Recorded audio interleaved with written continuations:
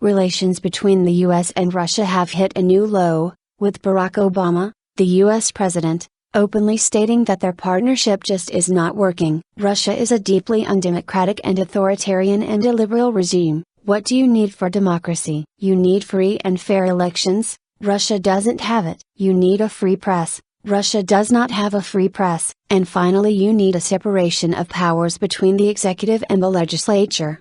And Russia does not have that either. James Nixey, head of the Russia and Eurasia program at Chatham House, Washington is still fuming at Moscow's decision to grant temporary asylum to U.S. whistleblower Edward Snowden, and now Obama has pulled out of talks with Vladimir Putin, the Russian president, on the sidelines of the G20 summit. I think the latest episode is just one more in a number of emerging differences that we've seen over the last several months, around Syria, around human rights issues, where it is probably appropriate for us to take a pause, reassess where it is that Russia's going, what our core interests are, and calibrate the relationship so that we are doing things that are good for the United States, and hopefully good for Russia as well, but recognizing that there are just going to be some differences and we're not going to be able to completely disguise them, Obama declared. The Russians have called the decision disappointing. But while Snowden may have been the catalyst, Obama and Putin have never been close, and differing positions on Syria,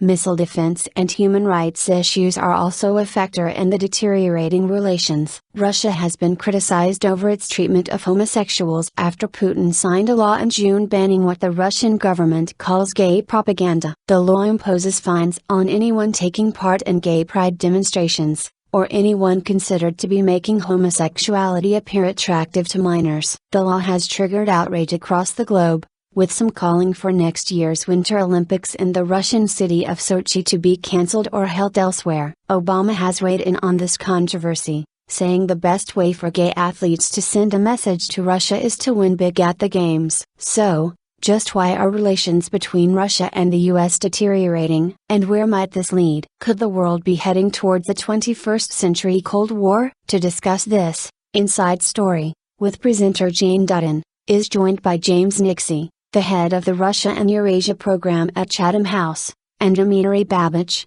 a political analyst and writer for Russia Profile magazine. Objectively, there are no reasons for a new Cold War, and I just don't buy it that Mr. Putin is an anti-Western president. I don't believe the stories about tens of thousands of Russian weapons for Syria.